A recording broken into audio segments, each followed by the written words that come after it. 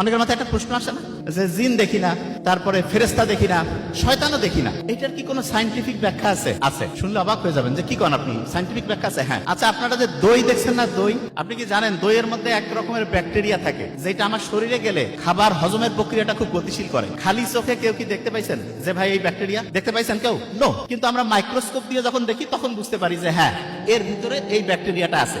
আল্লাহ এত সায়েন্টিফিক।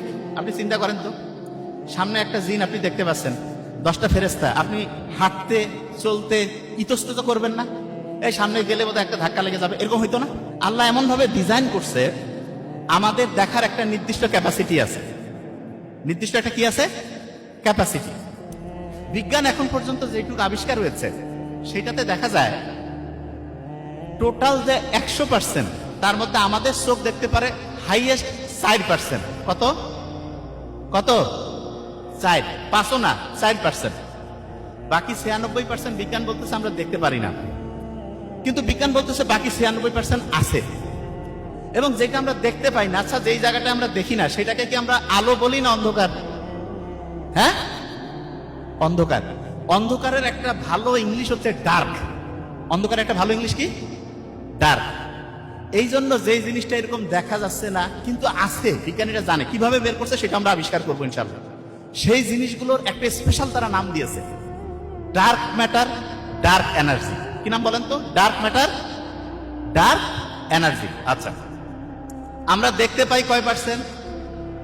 4%। আচ্ছা, আপনি আমাকে বলেন তো, বিজ্ঞান বলতেছে আমরা দেখতে পাই মাত্র 4, দেখতে পাই না 95 থেকে 96%। এটা তারা মানে, কিন্তু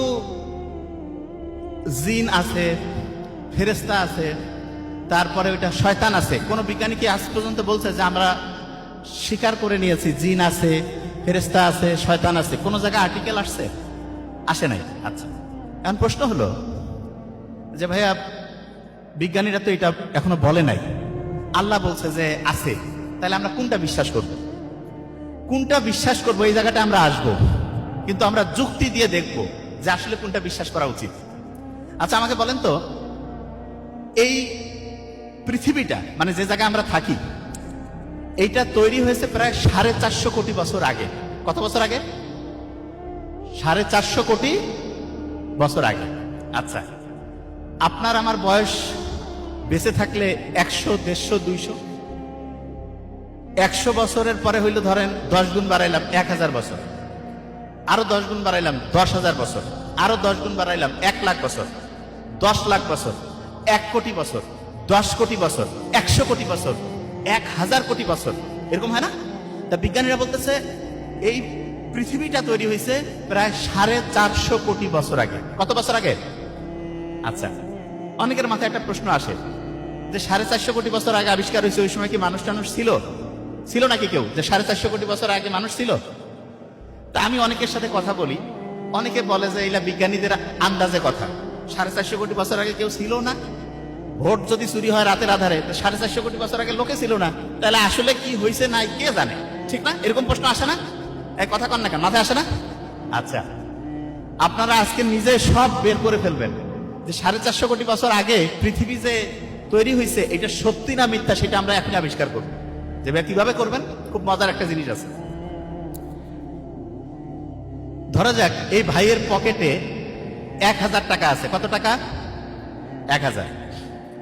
আমি বলছি যে এই ভাইয়ের পকেট থেকে অটোমেটিক 1000 টাকা অর্ধেক হইলে কত টাকা হবে? কত? 1000-এর অর্ধেক কত? 500।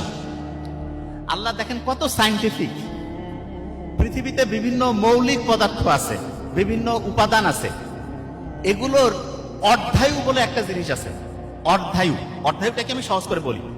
ধরা যাক এনার পকেটে 1000 টাকা আছে, 1 সপ্তাহ পরে এনার পকেটে টাকাটা অর্ধেক হয়ে যাবে। তাহলে এনার 1000 থেকে অর্ধেক হওয়ার যে টাইমটা, এইটাকে বলে অর্ধায়ু। কি বলে বলেন তো? অর্ধায়ু। তা আল্লাহ বিভিন্ন জিনিসের অর্ধায়ু কত, এটা আমরা বিজ্ঞানীরা বের করতে পারি। ইন্টারেস্টিং জিনিস। ধরা যাক এই মোবাইলটা, এই যে মোবাইলটা আছে না, খুব ইম্পর্টেন্ট জিনিস কিন্তু।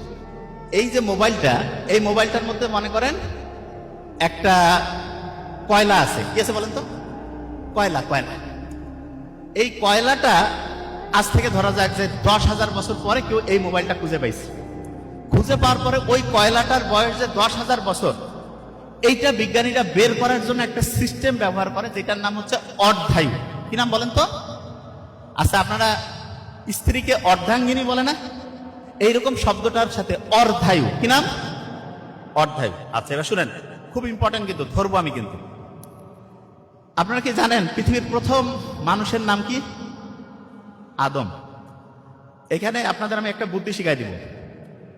আপনারা বলেন তো, এই যে আমরা যখন ছোটবেলায় লিখতাম, লেখার সময় এক পৃষ্ঠায় লিখতেছি, তার পরের পৃষ্ঠায় যাতে লেখাটা যায়, একটা পেপার ব্যবহার করতাম, কার্বন পেপার না? কি নাম? Carbon paper.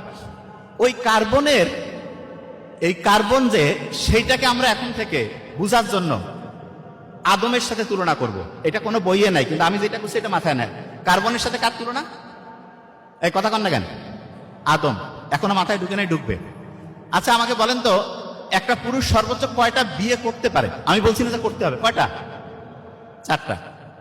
আচ্ছা, আদমের সাথে যে স্ত্রী ছিলেন আদম আলাইহিস সালামের সাথে, তার নাম কি ছিল?